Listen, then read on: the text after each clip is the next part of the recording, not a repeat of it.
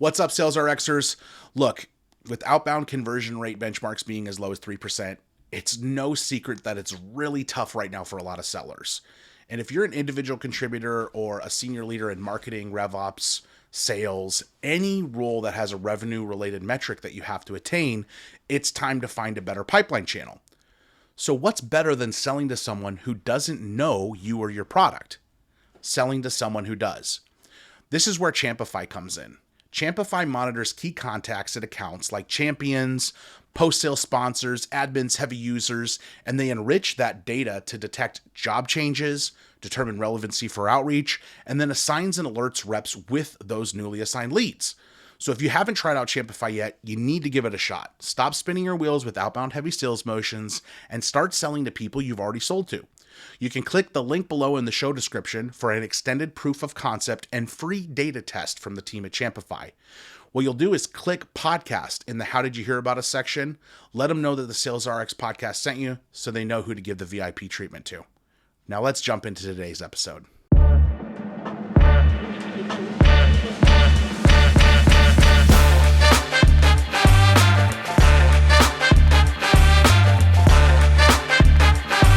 I'm glad that you want to talk about this today because this concept of building an army in your target accounts is really valuable. And I was telling you, I saw you post about it in mid-December, I believe, right before you had your newest baby. So congrats on that front as well. But this idea of building an army at your target accounts worked really well for me. And so I'm glad to have you on the podcast talking about it because I think there's value in not only why we should be doing it, but also talking about what it is. And then we can get a little practical and tactical with it and talk about messaging and how you turn that back to your persona that you're actually targeting once you have some of those other followers in that army. Yeah. So share with the group, what does it mean to build an army at a targeted account? Like what is that? Yes. What is army? Like, are we waging war? Is that what we're doing now? Sometimes it certainly feels like that, right? Like I just want to talk to the captain. I just want to get in front of people. But the idea of build an army, right, is you just want so many people on your side that when it gets closer to the decision-making time, it's like, hey, we've had so many conversations with this rep, and hopefully it's you. We've had so many occasions with this person, and in addition to that, there's like this internal army that totally supports you, knows who you are, people you've been having conversations with, that in turn you can kind of help, hey, can you light the fire and get my name going, get the idea behind what we're building, what we're trying to sell. So that's what build an army is, right? It's more than I'm just talking to the decision maker and maybe three other leadership people that are involved. It's I am talking to anyone at the organization or influencer level that can really wage war for me and get this where we need it to go.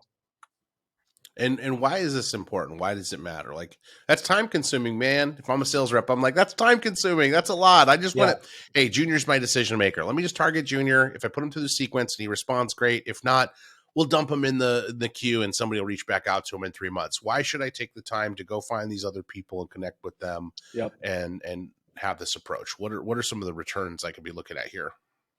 Yeah, you hear about like the bottom up approach and top down approach, right? All of those things. And in sales, right, this is a tactic. This is not something that you can deploy literally every single time you try to win a deal, but it's something that you may want to deploy if you've got a target account that you really want to win, right? So keep that in mind too, right? This isn't just like all the time you're on fire, getting it going. This is like, hey, I really want to win the strategic account. What can I do? What else can I do more? So keep that in mind. But here, like, you're right, it's going to take time.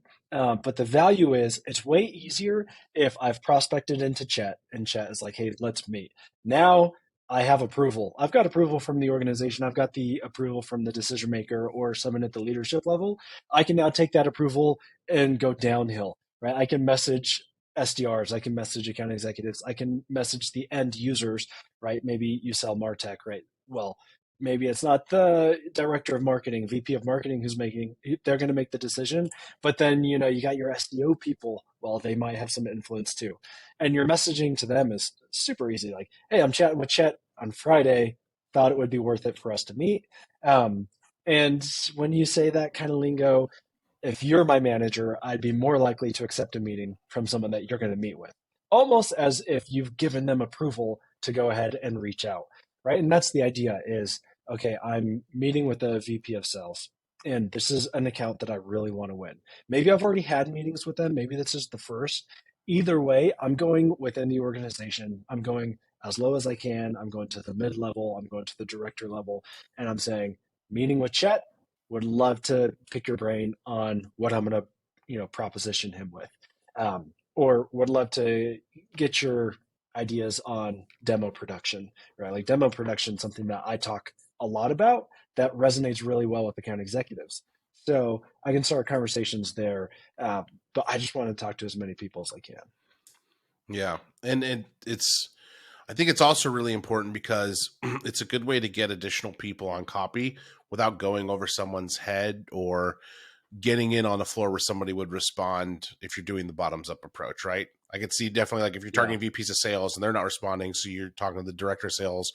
Director of sales brings up in a meeting, that VP might be like, oh, I saw emails and correspondence from them.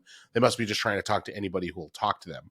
Whereas it's kind of different when you bring that approach because it's like, oh no, this is like a like-minded person that we're interacting with, that we're engaging with, that we're building a relationship with. This stuff is relevant. Hey, yeah, thanks for thinking about my input. Bless you. Thanks for thinking about my input as well on what I might want to see out of this thing. That's definitely going to affect me, especially if we're talking to key decision makers, usually C level or VP level, right? And the people that are actually Yep. going to be working with whatever we're trying to implement is typically the doers, the directors and managers. So it's great to Yeah. put that in front of them. I think I personally interpreted that a little bit differently when I was using it. When I saw you post about it, was as someone who does consulting and skill boot camps and all that kind of stuff. That's I'm really working to like upskill people's teams. If I'm talking to VPs of sales, directors of sales development, I want all their SDRs connected and following me on LinkedIn. I want all their Yep. AEs following me because they might look at that and they'll do what a lot of people were doing, which is like, hey, I noticed a lot of my people follow you already. Or even me using that then as a reason to reach out to them. Hey, majority of your sales team follows me on LinkedIn, probably engaging with my content on a regular basis. Thought it would be valuable Yeah. to maybe put some in front of you and get your feedback on where you think some of the things we do might be relevant with your goals and initiatives. Which is a little different than kind of what you were just propositioning, but still another form of building that tribe within that company, building that familiarity and building that relationship. Um, Yeah. And you just want to make it really easy to build credibility, right? Like if they don't know you, it's going to be really hard for them to, kind of believe in what you have to say unless you can really prove it on like the product side and the stats side and everything you want to bring to a demo. Whereas if I'm meeting with someone and I'm already connected with their team, and even better if their team is the one who like advocated for me, hey, if you talk to Junior, we should really talk to him about what they're doing at Pickle, right? That idea makes it really hard for the leadership level to just like ignore who you are when mhm. you're selling, right? Because obviously, like everyone talks about branding, everyone talks about like building your own online presence, and all of those things are really important, not just for like your career trajectory, but for the actual deals you're working right now. If you want instant credibility, then you need a brand right now. If you want people to just believe in what you say, even like at a startup, you need credibility right now. So Mhm. how do you build that? You build that by connecting with everyone that they're associated with. Another aspect of like building this army, is the idea that I've connected with a lot of people and I can leverage and use them and ask them, hey, I'm working a deal. I know you know the VP of sales. Can you message them and just say, hey, notice you're chatting with Junior. My team uses Pickle as well, and I'm starting to like use that peer approach where I'm building like the sphere of influence, right? But it's also just building this bigger army, like more people that you can't ignore, and that can be really powerful. What is probably the most common use case or approach? Because I could see this working in so many ways, right? I could see somebody adding a bunch of the individual contributors or relevant people, going for a big quantity play and then connecting with decision makers based off that, or even just like Yeah. asking them about their day to day and then seeing if they can make intros for you. I could see this being like, hey, we're meeting with our key decision maker, but I want to rope in additional people. at the company to see what their thoughts are on what we're talking about. Or, hey, I'm meeting with director manager level people. I want to rope in some additional VPs from different departments that are going to be affected by this. Like, there are a lot of use cases. You go the bottoms up, you could go the top down, you could build a tribe Yep. of people just engaging with your content at the IC level. So that being said, what do you see as the most effective use case that you pursue more often than not? Yeah. Most effective is when they enter the funnel, right? Because it would be so much for me to try and do this with every person I'm prospecting, like nearly impossible. But as soon as someone enters the sales funnel, they show interest, I can book a discovery meeting or we're at the demo stages. It's like, okay, I need to build a much bigger army and have a lot more conversations, right? So I'm thinking of a deal that I worked just over the past, 6 months. I was connected with 40% of the organization, and I probably had conversations with roughly 40%. Some of those were right. They were hiring like 12 SDRs. I messaged every single one of the SDRs, right? Dropped them a LinkedIn connect, messaged them because this company was in the funnel. I would message the SDRs and I'd say, hey, hang in there. I know like this kind of work can be really frustrating. Here's my typical cold call opener. I just drop it to them. They can use it, they can toss it, whatever. But it was a touch point. A lot of them would message me back, and I'm now like they're familiar with me. And when my name comes up in broader meetings, they're like, "Oh my gosh, that's the dude that messaged me as well." And then it's like, okay, well, if you look at what Junior has done versus what his competitors have done, when they're in the same room, how many people are vouching for competitor? How many people are vouching for Junior? Right? I've already, like I mentioned, this is 40% of the entire organization. Hmm. It's really hard for the decision maker to say no, to choose the competitor, to make no decision when everybody else is vouching for a single company, a single person, right? What are some of those messages that you're sending to those other people at that stage that drives Yeah, value or gets your name brought up in those conversations? It's like, hey, I've or like let's say I was pursuing pickle, like, right, sales doctor is yeah, trying to earn business with pickle, and I'm messaging a couple of different people, and I'm like, hey, Junior, saw your Nate over at pickle. I'm in the process of having some conversations with your VP about potential sales training, maybe an in-person workshop, something of the like. Curious to get your thoughts on one or two areas that you feel is relevant for you in terms of where you want to upskill this year. FYI, here's a cool little case study we did on the 5 most focused areas for sales training, right? Like, is it a resource with yep, like a question? Is it just a question and a connection? What kind of stuff are you putting in yeah. that actually gets your name brought up in these conversations? Good question. It's a range, right? A big variety. I try to find, so they enter the funnel. I'm looking at the organization. There's usually like one or two reps that in their actual job description say, crushed quota 180% last year. Something along those lines, right? And I'm like, okay, this is a top performer.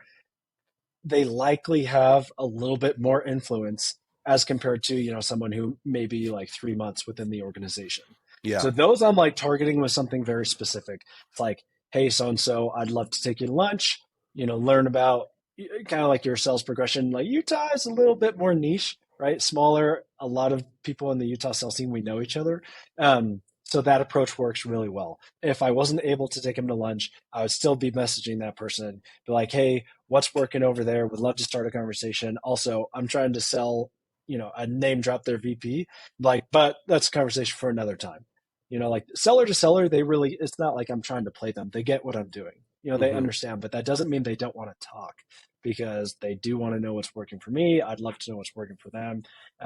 We can kind of jive about sales motions and sales process and go from there. So with the account I'm specifically thinking of, that's exactly what I did. I was able to find 3 reps that were like top performers, took 2 of them to lunch, had another one-on-one with another rep. And, we're just having casual conversation, but they're telling me about the organization. They're telling me what sales methodology they use, what books they've read, kind of what the team looks like.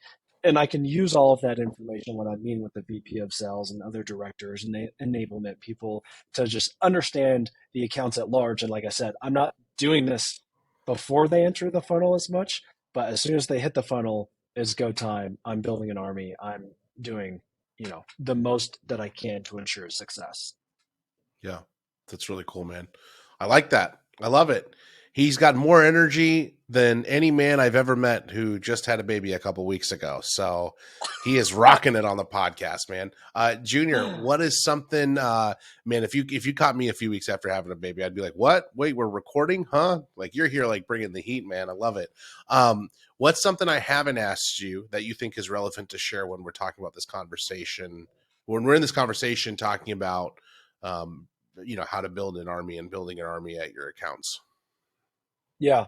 The biggest piece of like advice and thing that I think is as soon as you book a meeting with like the leadership level, decision maker level, just make the assumption that it is go time, that it is okay for you to reach out, right?